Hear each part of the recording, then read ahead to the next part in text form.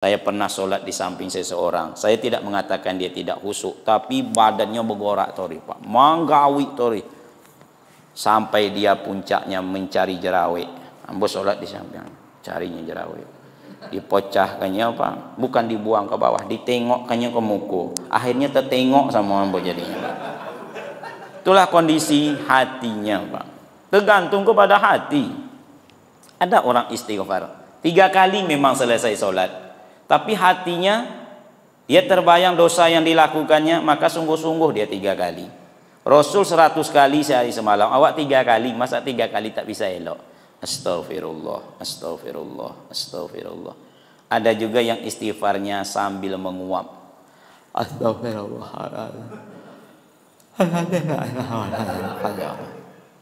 Kira-kira kalau bapak tuan-tuan ditunjuk sebagai penitia, dicatat nak bantu iko.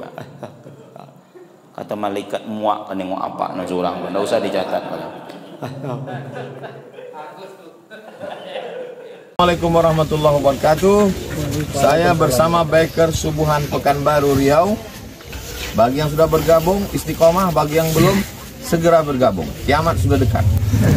Berkah selalu, sukses. Assalamualaikum warahmatullahi wabarakatuh.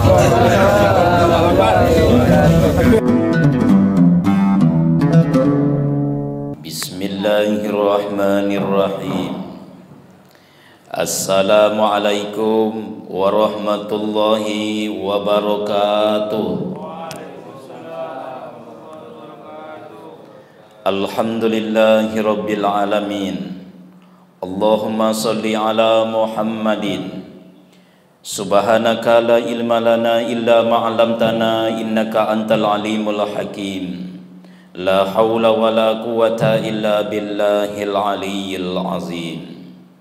Yang sama kita hormati dan kita muliakan ketua dan segenap pengurus Mushola Baitul Mulk, jamaah Mushola Baitul Mulk, wabil khusus tuan-tuan, bapak-bapak, ibu-ibu, saudara-saudari komunitas Biker Subuhan Kota Pekanbaru yang tidak bisa disebutkan nama dan jabatan satu persatu, yang jelas kecil si rama-rama, besar si jalar-jalar, kecil tak disebut nama, besar tak dipanggil gelar. Mudah-mudahan seluruh kita yang berhadir pada subuh ini dimuliakan oleh Allah Subhanahu wa ta'ala. Solat subuh memang solat yang berbeda dengan solat 4 waktu yang lainnya. Satu-satunya solat fardu yang tak boleh dijamak adalah solat subuh. Jadi kalau ada alasan kita kenapa tidak ikut solat subuh berjamaah karena sudah dijamak dengan isya, tidak boleh. Kalau dijamak saja tidak boleh, apalagi dikosor 4 menjadi 2. Sementara subuh cuma 2. Kalau dikosor apa nan tinggal. Subuh berbeda dengan yang lain karena Rasul membandingkannya. Man shalla isya fi jama'atin faka'annama qoma nisfal lail. Ikut solat isya berjamaah, pahalanya seakan-akan solat separuh malam. Wa man shalla subha fi jama'atin. Tapi kalau ikut subuh berjamaah, faka'annama shalla laila kullahu. Seperti solat sepanjang malam. Isya 6 jam, separuh malam. Kalau subuh ini dihitung 12 jam, sepanjang malam. Tidak akan sanggup awak berdiri di atas sajadah selama 12 jam. Kita jangankan 12 jam, 1,5 jam saja solat tarawih tambah witir. Itu kalau imamnya terlalu panjang berleha-leha, mengutuk jemaah pulang. Apalagi 12 jam. Man shalla subha fahuwa zimatillah. Ikut solat subuh berjamaah, hidupnya dalam jaminan Allah. Kita dijamin RT RW saja sudah merasa aman, apalagi Allah yang menjamin. Syaratnya satu saja, ikut subuh berjamaah. Man shalla bardaini, siapa yang ikut solat subuh berdingin-dingin, dakhalal jannah, Allah akan masukkan ia ke dalam surga.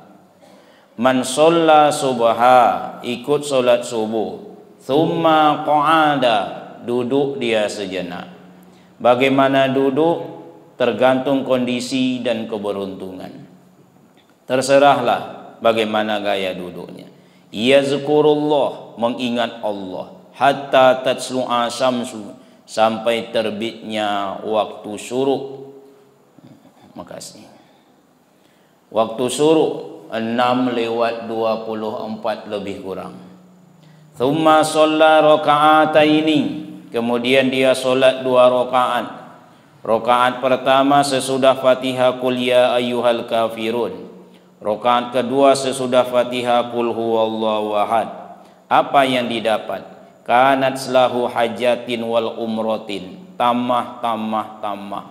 Dipastikan pahalanya semisal pahala orang menunaikan ibadah haji dan umroh, sempurna.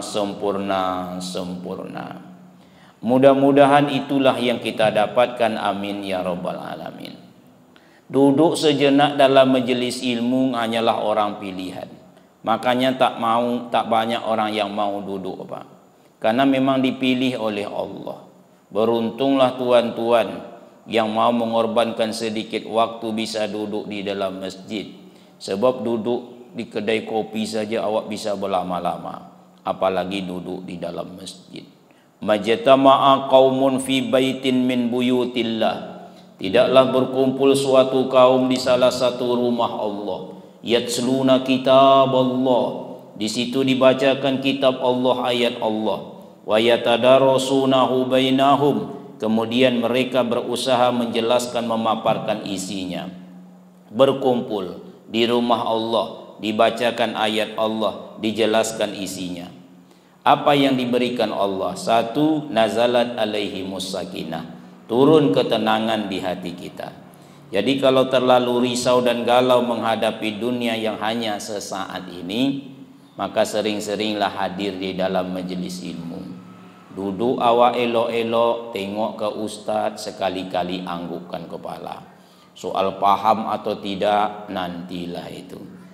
Kenapa? Karena dalam hidup ini jangan terlalu terkecoh dengan penampilan seseorang. Penampilan penting tapi tidak menentukan. Tengok ke ustaz. Angguk ada 4 macam. 1, angguk paham. Jadi dia mengerti dan paham. Oh, jadi kalau solat subuh awak 5 keutamaan yang bakalan awak peroleh. Lalu apa itu mengangguk? Berarti paham. Yang kedua ada angguk orang berbasa-basi. Nampak dia kanan mengangguk, kiri mengangguk, awak yang tidak mengangguk. Lalu dia pun mengangguk-angguk. Yang ketiga ada angguk menahan kantuk. Dan yang keempat angguk bikin rencana. Dari tadi ibu tuh mengangguk-angguk. Walaupun badannya di musola, hatinya sudah sampai ke Kodeyajo. Selesai acara aku singgah di Kodeyajo sebentar. Beli tolu ayam 5 kantong seperempat untuk sarapan pagi. Mengangguk juga, terserahlah. Yang penting duduk dalam majelis ilmu. 1. Nazalat alaihimus sakinah wa ghasiyatuhumur rahmah. Saat ini bapak ibu ditatap, dilihat, ditengok oleh Allah dengan pandangan penuh kasih sayang. Wa haffatsumul malaikah, tempat awak ni dipenuhi, dikerumuni oleh para malaikat. Wa zakarahumullah fi man indah, nama-nama yang hadir ini sedang disebut-sebut oleh Allah di sisinya di antara para malaikat. Memangnya awak ini siapa sampai Allah menyebut nama awak? Syaratnya cuma 1, duduk dalam majelis ilmu. Itulah makanya yang mau duduk ini orang pilihan. May yuridillahu bihi khairan yufaqihu fiddin. Siapa yang diinginkan Allah kebaikan hidup untuk orang tersebut, Allah pahamkan ia tentang agama. Agama ini baru bisa dipahami kalau mau awak sabar duduk di dalam majelis ilmu. Luqmanul Hakim memberikan nasihat kepada anaknya, wahai anakku, bila engkau melihat majelis ilmu, duduklah di situ. Karena banyak orang tak mau duduk. Duduklah di situ, kata Luqman. Bila engkau orang yang tidak tahu, engkau akan menjadi tahu. Bila engkau orang yang sudah tahu, dah paham dia awak apa yang akan disampaikan ustaz tu.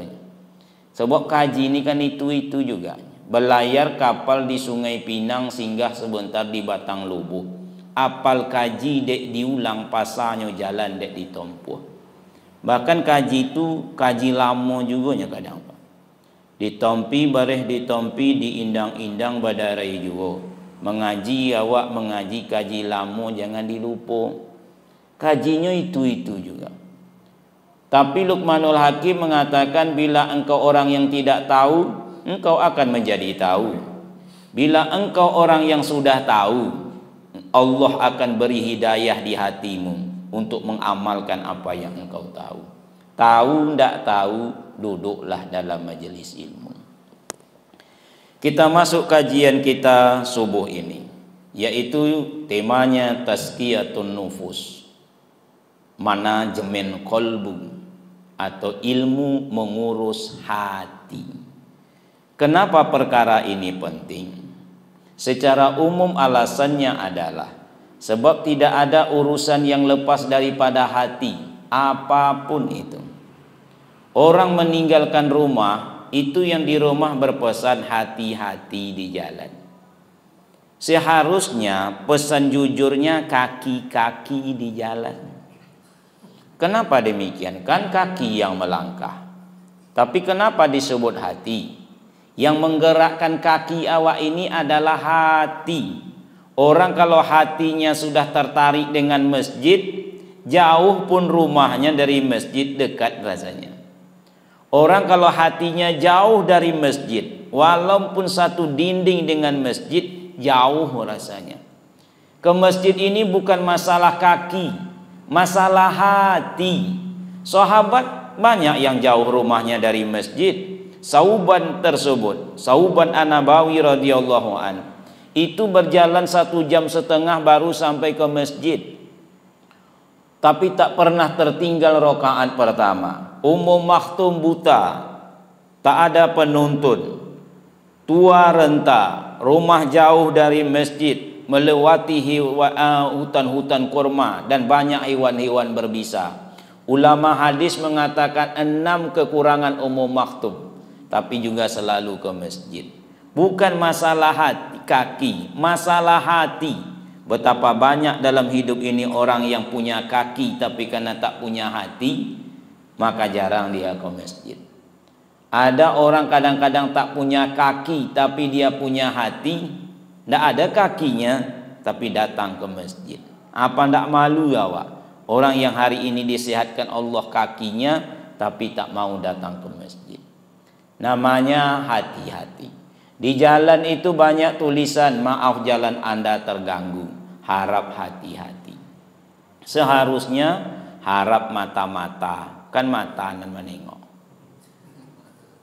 Sampai di tempat kerja senang sama seseorang, itu namanya jatuh hati. Kalau diterima senang hati, kalau ditolak sakit hati, berakhir dengan patah hati. Kalau diterima dia suka awak mau, itu namanya sehati. Lahirlah anak-anak si buah hati, anak nakal makan hati. Tidak ada urusan ini yang lepas daripada hati. Kecil atau besar, sedikit atau banyak awak sadari atau tidak, dunia sampai ke kampung akhirat. Jadi secara umum itulah alasan. Tapi secara khusus inilah yang kita bicarakan. Tazkiyatun nufus, alasan pentingnya awak memelihara hati. Yang pertama adalah karena hati ini letaknya pandangan Allah. Innallah la yanzuru ila ajsamikum. Allah tak tengok kepada bentuk tubuh. Maka jangan terpesona dengan tubuh. Allah tak mengukur badan kemuliaan karena tubuh awak.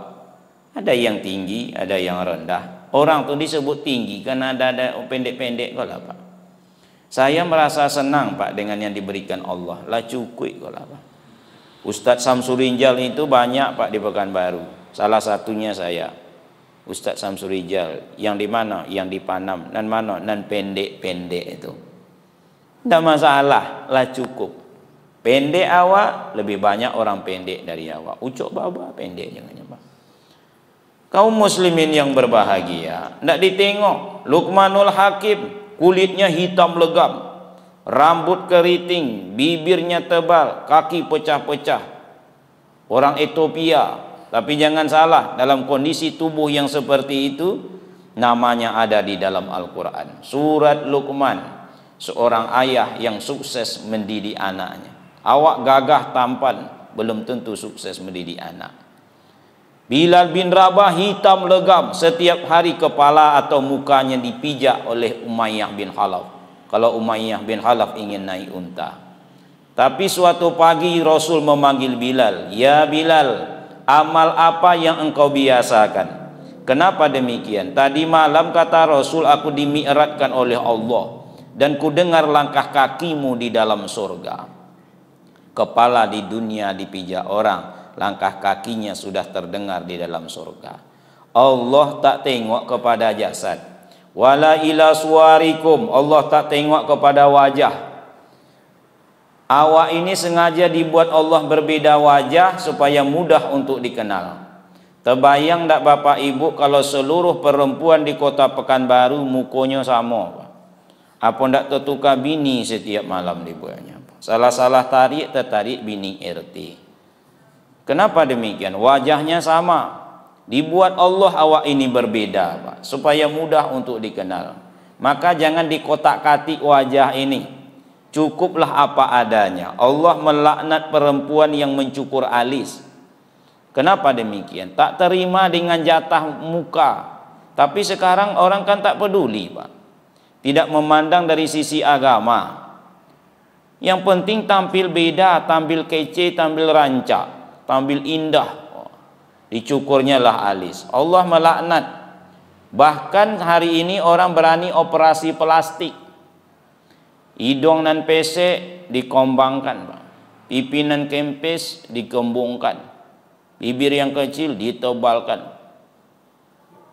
Tak tahu dia awak ni tinggal di Indonesia, negaranya panas, plastik tak tahan nangik, akhirnya meleleh jadinya. Ketiklah di YouTube, banyak orang gagal operasi plastik. Allah tak tengok wajah.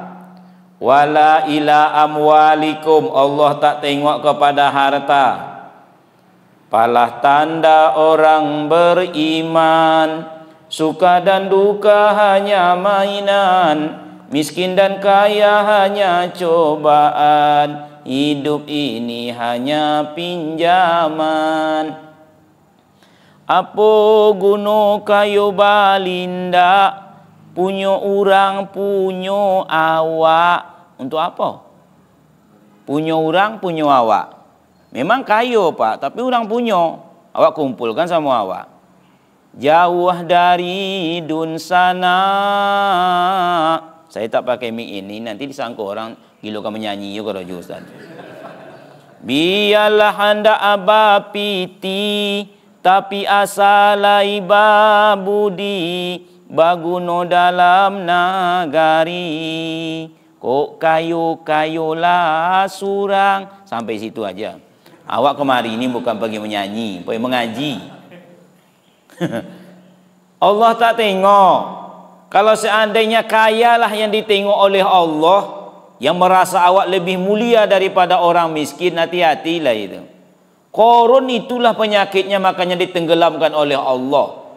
Maka jangankan meniru gaya hidup si Korun. Memberi nama anak si Korun pun takkan dijumpai di Pekanbaru. Carilah nama anak muda namanya Korun. Kalau Kirun ada pelawak di Jawa Timur. Kalau Harun nama Nabi, Ucok berserak, Upik terpijak-pijak di pasar saking banyaknya, Pak. Apalagi Udin mendunia itu. Dari yang pertama Awaludin sampai yang terakhir Akhirudin. Beliak itu, Pak. Tapi Korun tak ada. Walakin yanzuru ila qulubikum. Inilah yang sering dilupakan orang. Allah nengok kepada hati. Full 24 jam. Kalau pandangan manusia berbatas waktu, berbatas ruang. Tapi kalau pandangan Allah ini full. Sekarang awak ditengok manusia, sebentar lagi tak ditengok. Tapi pandangan Allah, kemana kalian? Pulang. Oh iya iya. Ikulah seketek, beko pulang tinggal berdua jadinya kami Pak.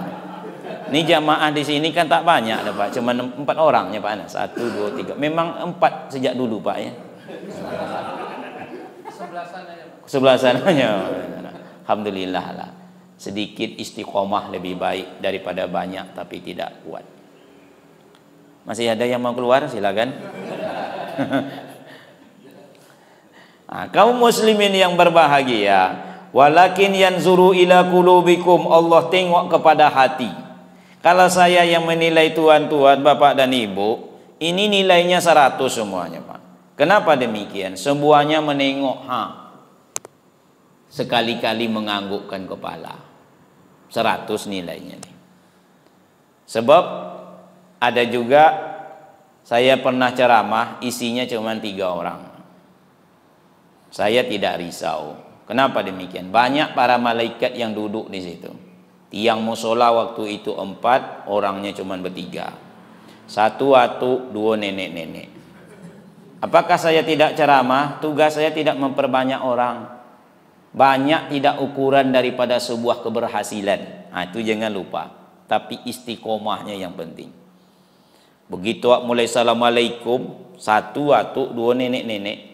Assalamualaikum warahmatullahi wabarakatuh. Dijawab atuk itu yang duduk di sebelah kiri waktu itu. Waalaikumsalam warahmatullahi wabarakatuh. Ditampakkannya muka tak senangnya tuh. Tinggallah 2 orang nenek-nenek. Yang 1 mengangguk-angguk. Saya kira paham, rupanya ikut jejak atuk. Tidur ya rupanya. Tinggallah 1 orang ibu-ibu. Saya pun sungguh-sungguh kepada ibu itu. Mudah-mudahan dia bisa paham lalu mengamalkannya. Insya Allah akan menjadi amal jariah.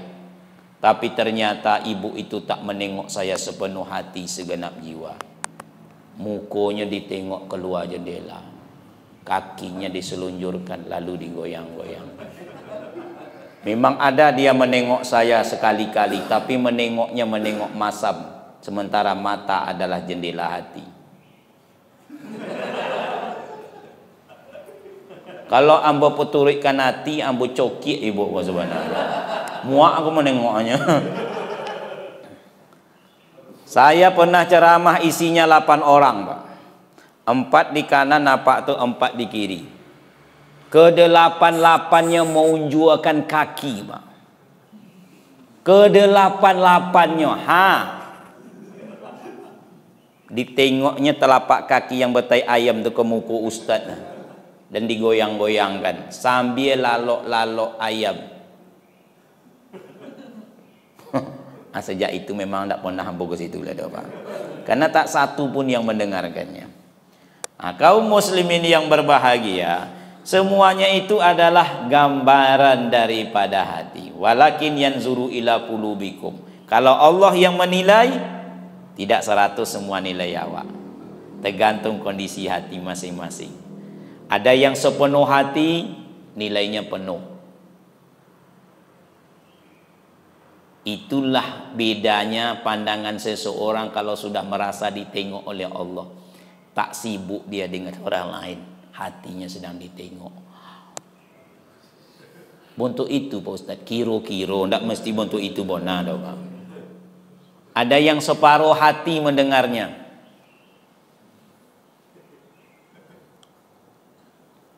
Nilainya separuh, Pak. Ada yang sangat sedikit hatinya, nilainya sedikit. Ada sama sekali tak ada hatinya di dalam majelis ilmu, maka tak dapat nilai. Tergantung kepada hati. Solat sama-sama 2 rakaat, sama mengangkat takbir, sama ruku, sama sujud, sama salam. Tapi hasil berbeda. Yang satu Allah tengok hatinya sedang dalam kondisi khusyuk, lalu berlinang air matanya, apalagi mendengarkan ayat tentang dosa. Sementara yang satu Ndak air matonya nang keluar, air ludahnya nang keluar. Selesai kau beko di mana sarapannya. Oh iya, ada di simpang tuh nasi goreng pakai daging. Keluar yo air ludahnya, Pak. Beda. Kenapa beda? Jasad mungkin sama gerakannya, hati berbeda. Maka utamakanlah pandangan Allah daripada pandangan manusia. Pandangan manusia tak bisa diikut. Pagi dia memuji, sore dia mencaci.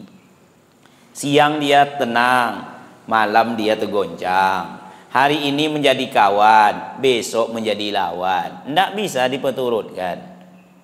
Pandangan Allah total 24 jam. Satu.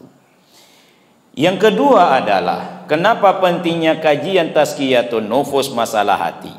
Hati ini kunci kebaikan dan keburukan yang awak munculkan. Rasul mengatakan, ala innal fil jasadi mudghatan iza solahat solahat jasadu kulluhu wa iza fasadat fasadat jasadu kulluhu ala wahiyya qalbu.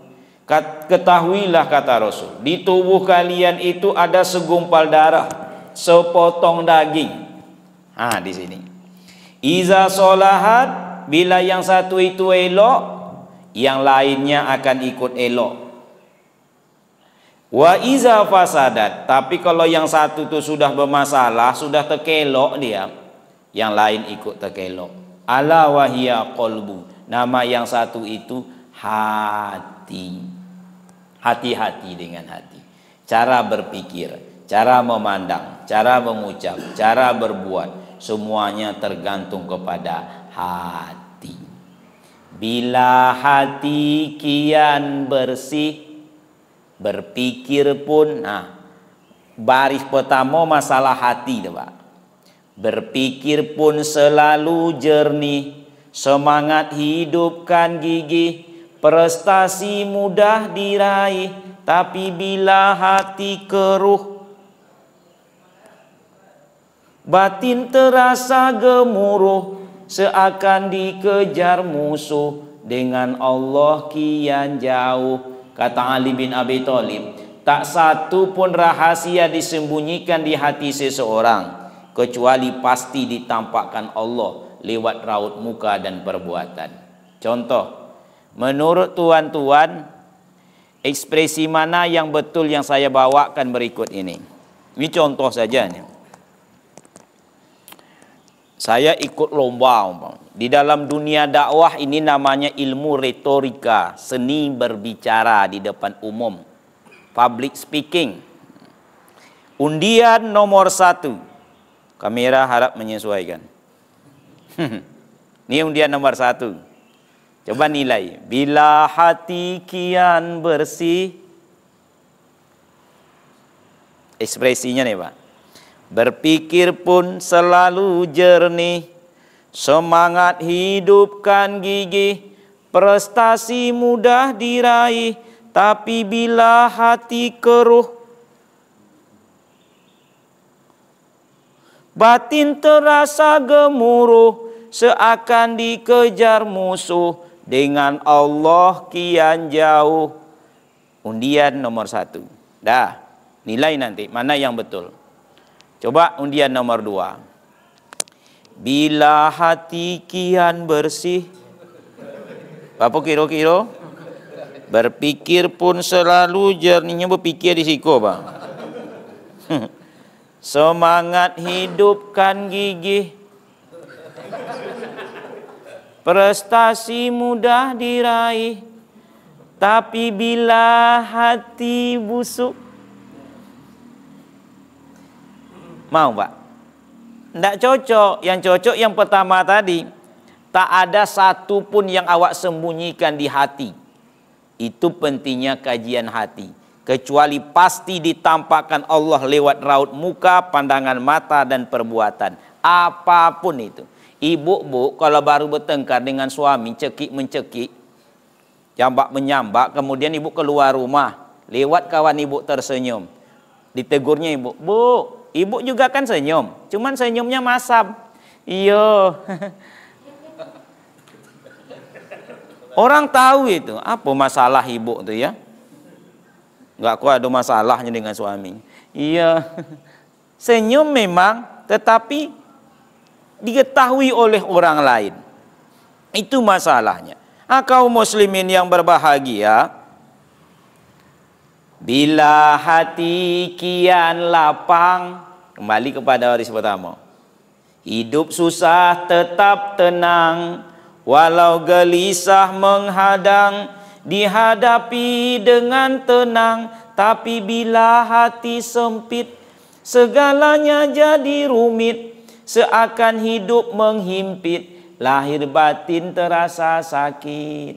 Contoh, kolbun artinya piring, mangkuk, wadah, pelabuhan sejuta rasa. Di dalam piring ada rasa manis, rasa asam, rasa pedas, baru masak, sudah lama masak, bahkan basi, semua ditampung di dalam piring.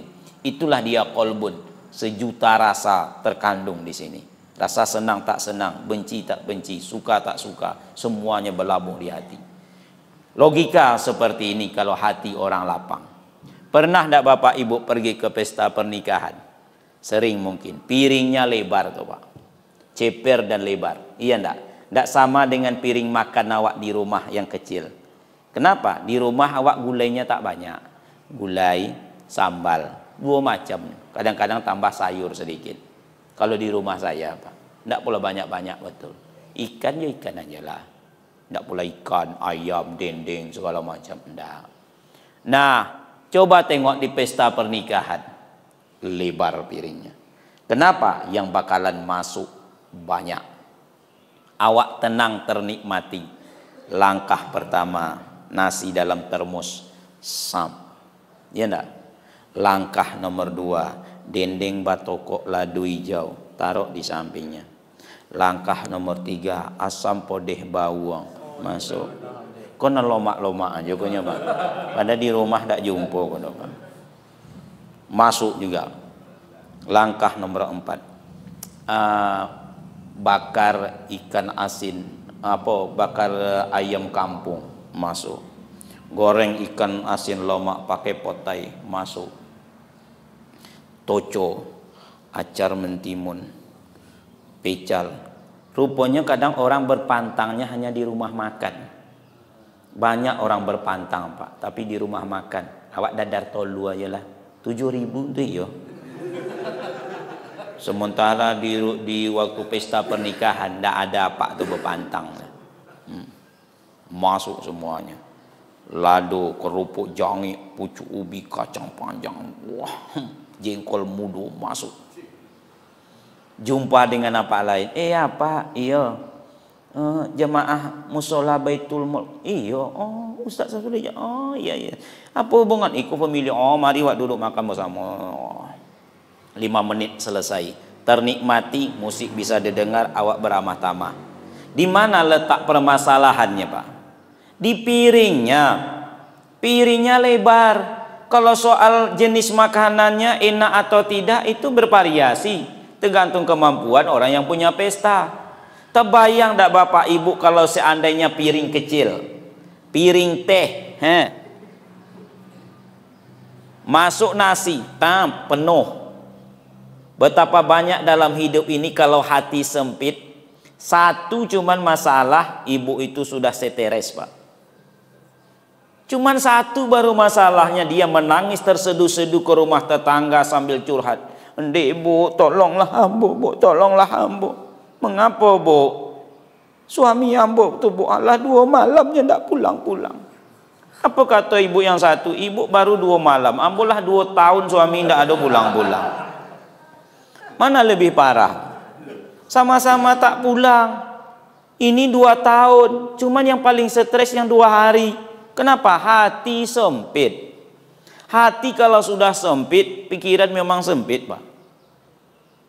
Saya ikut menurunkan mayat apa-apa yang gantung diri.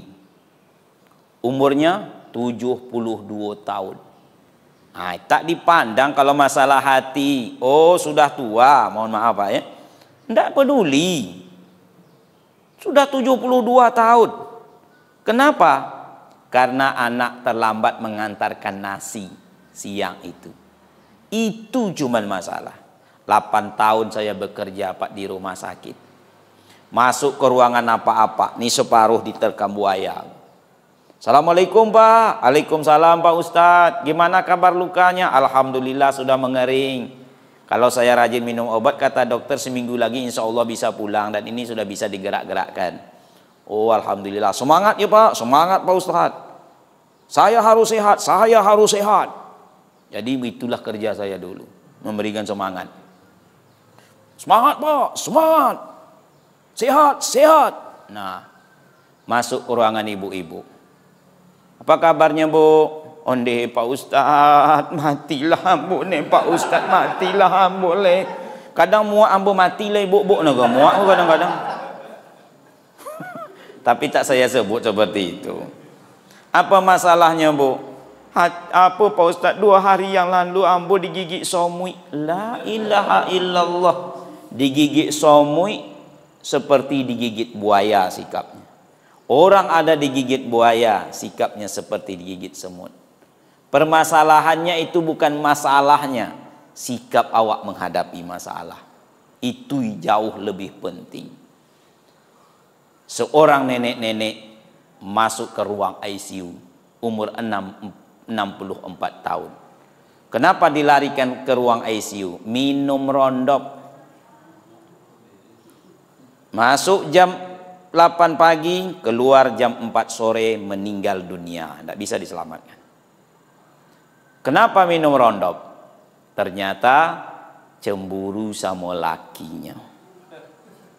Dia berumur 64, suami biasa lebih tua, umur 72.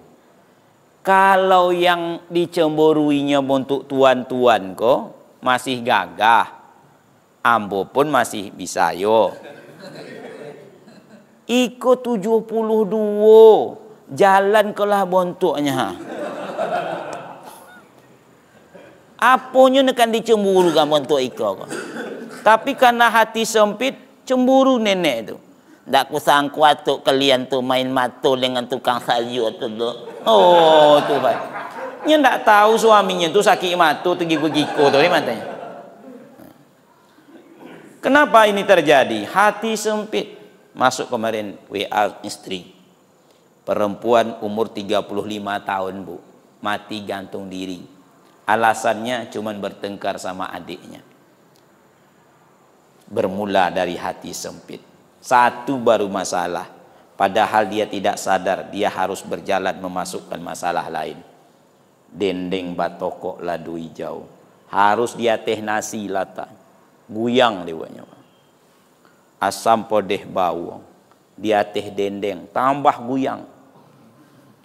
Baka ikan. Baka ayam kampung semakin guyang Pak. Goreng ikan asin. Kalau sudah dalam kondisi seperti ini, apa sempat lagi tegur menegur? Suasana tegang nih buatnya. Pak Ustadz yang ditetengok ambo kona tengok ngohang.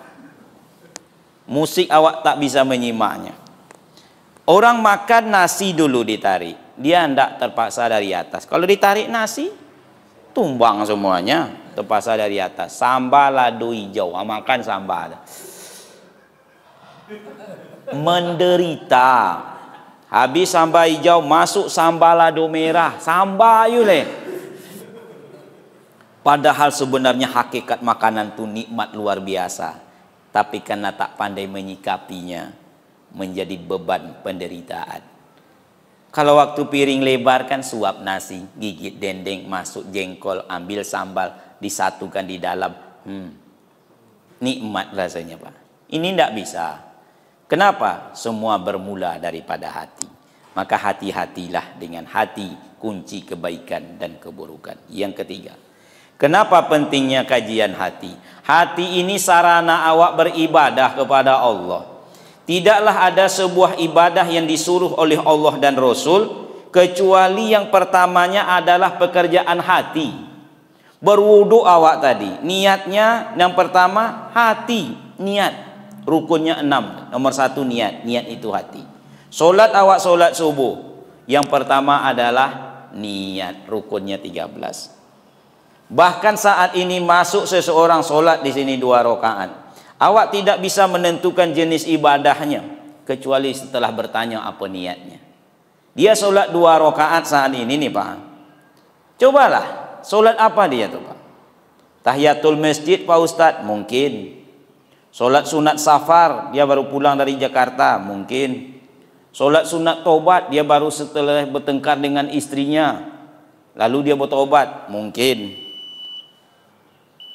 Sebenarnya dari tadi saya tunggu-tunggu nih teman-teman. Itu baru waktu syuruk, belum solat sunat isroknya. Wah, syuruk 3 waktu haram untuk solat, salah satunya waktu syuruk. Maka lewatkan 10 menit, 15 menit, 20 menit. Awak biasanya mencari yang ringan-ringan. Lewat 10 menit itu paling kurang. Jadi masih lanjut ceramahnya. Mungkin solat sunat istikharah, mungkin. Dan mungkin juga solat subuh. Sama-sama 2 rakaat. Yang menentukan niat. Tanya kepadanya, apa solat apa Pak? Solat subuh? Enggak ada Pak Ustaz, sudah solat subuh tadi. Solat apa? Awak ada masalah dengan bini tadi Pak Ustaz, mencokik kami. Umpamanya kan. Akhirnya penyesalan saya muncul, lalu saya bertobat. Oh, solat sunat tobat? Iya. Oh, Rasul mengajarkan siapa yang berwuduk secara sempurna, lalu dia solat 2 rakaat, memohon ampunan terhadap dosa yang dilakukannya, Allah ampuni dosa-dosanya. Oh, baru awak tahu. Bahkan tak kalah saya Bapak Ibu nak melaksanakan ibadah, ditengok Allah secara khusus 3 waktu ini. Pertama, Allah tengok waktu ibadah belum dilakukan. Hayya 'alas shalah. Allah tengok hati tu Pak. Bagi orang yang hatinya tertarik kepada Allah, maka dia akan jawab la haula wala quwata illa billah, bersegeralah. Abu Bakar kaya raya, ditutupnya seluruh usahanya karena hatinya sudah dipanggil oleh Allah.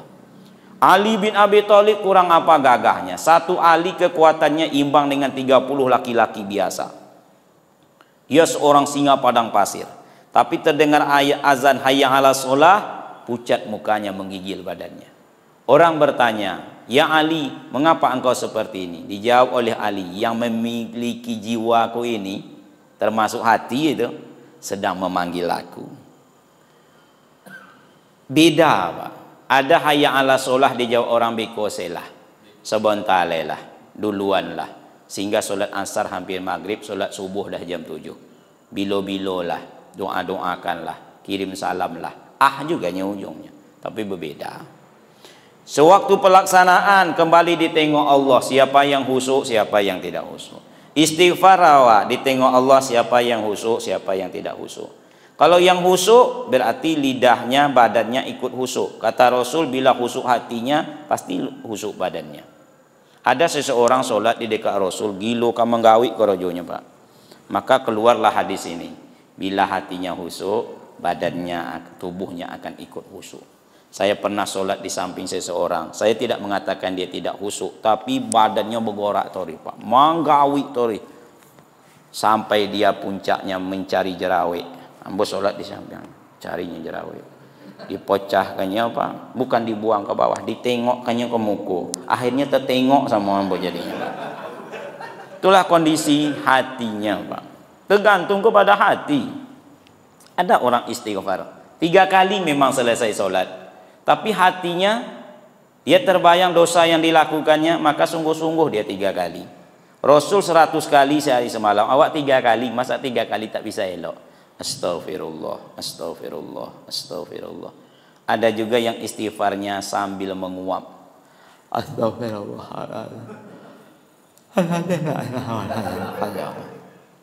Kira-kira kalau bapak tuan-tuan ditunjuk sebagai penitia, dicatat nak bantu iko. Kata malaikat muak kan nengok apa nak curang, enggak usah dicatat.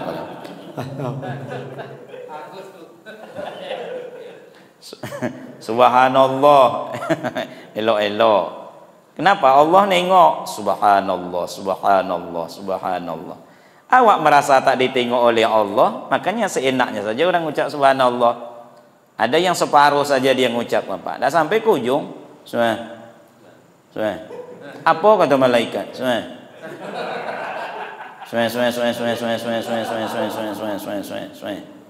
Usahakan memanggil Allah lagi. Memanggil seseorang saja kalau tak sempurna namanya tak elok dengar. Kami ini kan dipanggil Ustadz Pak. Kalau dipanggil Tat tidak akan beringat ambo Pak. Tat umpamanya diam saja saya, bukan tak dengar. Saya diam saja. Kenapa? Ada dua kemungkinan. Pertama murtad. Yang kedua kok tat, ngetat. Tat. Jadi elok-elok memanggil Ustadz. Sama dengan kepada Allah. Subhanallah. Ini enggak. Kan enggak disuruh pula awak berleha-leha. Subhanallah. Subhanallah. Itu kalau Isya Pak subuh baru pulang lebatnya. Nah, kaum muslimin yang berbagi. Yang ketiga ini yang paling dikhawatirkan Rasul masalah hati dengan ibadah ini. Yang paling aku khawatirkan melandamu kata Rasul bukan syirik besar, tapi syirik kecil. Sahabat bertanya, "Ya Rasulullah, apa syirik kecil itu?" Ar-riya. Riya. Makanya hati-hati kalau melakukan sebuah amal, jangan ceritakan kepada orang lain. Berbuat tapi jangan menceritakan. Berbahaya. Apalagi kalau tak ditanya, Bu. Kadang awak ini kan gatal kadang-kadang kelengkongan awak menceritakan ibadah awak. Alhamdulillah lah Pak Ustadz, kami dah 5 tahun nih kata ibu, tidak ada tertinggal tahajud doang. Ngapain disampaikan orang tak bertanya? Awak bukan apa-apa ya Pak Ustadz, ya Alhamdulillah lah 10 tahun ku awak sama suami dengan anak-anak selalu puasa sunat. Mengapa? Tapi kalau ditanya harus dijawab. Bukankah Rasul pernah bertanya kepada jamaah sahabatnya, siapa di antara kalian hari ini yang berpuasa? Bukankah Abu Bakar mengangkat tangan? Saya ya Rasulullah, saya berpuasa ya Rasul. Siapa di antara kalian hari ini yang bersedekah? Bukankah Abu Bakar juga mengangkat tangannya lagi? Siapa di antara kalian yang hari ini menengok orang sakit? Abu Bakar mengangkat tangan. Siapa di antara kalian hari ini mengantarkan mayat ke kubur? Abu Bakar mengangkat tangan. Kata Rasul, siapa yang melakukan 4 hal ini, Allah akan masukkan ia ke dalam surga. Dan Abu Bakar ini orang pertama yang dijamin masuk surga dalam hadis. Abu Bakar kata Rasul fil jannah. Abu Bakar itu dijamin masuk surga.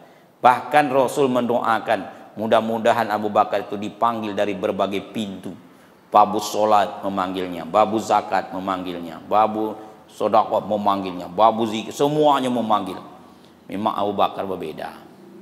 Kalau ditanya boleh dijawab, kalau enggak usah diumumkan. Apalagi ini HP, hati-hati. Alhamdulillah bisa umroh yang ke-7. Ngapa pakai yang ke-7 beli soboy Pak?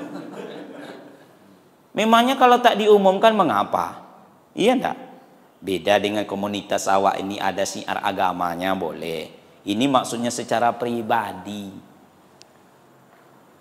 Bisa menyentuh Ka'bah. Apa maksudnya itu?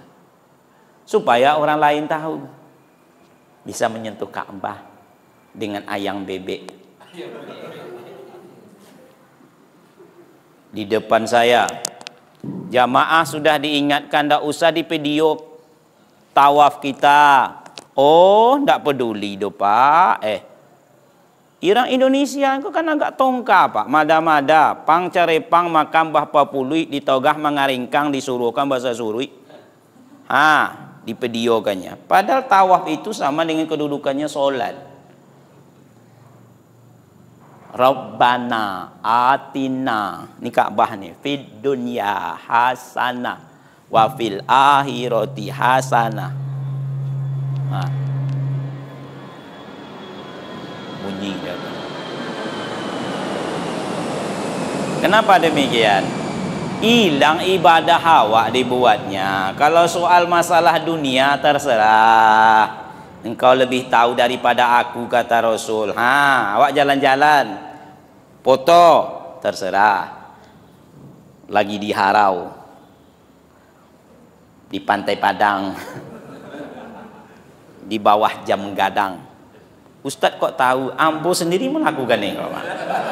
Ambo tengok jamaah untuk itu pak ambo buik puluh. Kalau untuk soal dunia terserah. Awak kan bicara ini kan dalam masalah agama. Maka hati-hati dengan hati ini. Bisa hilang semua amal ibadah. Yang keempat, hati adalah sumber kebahagiaan.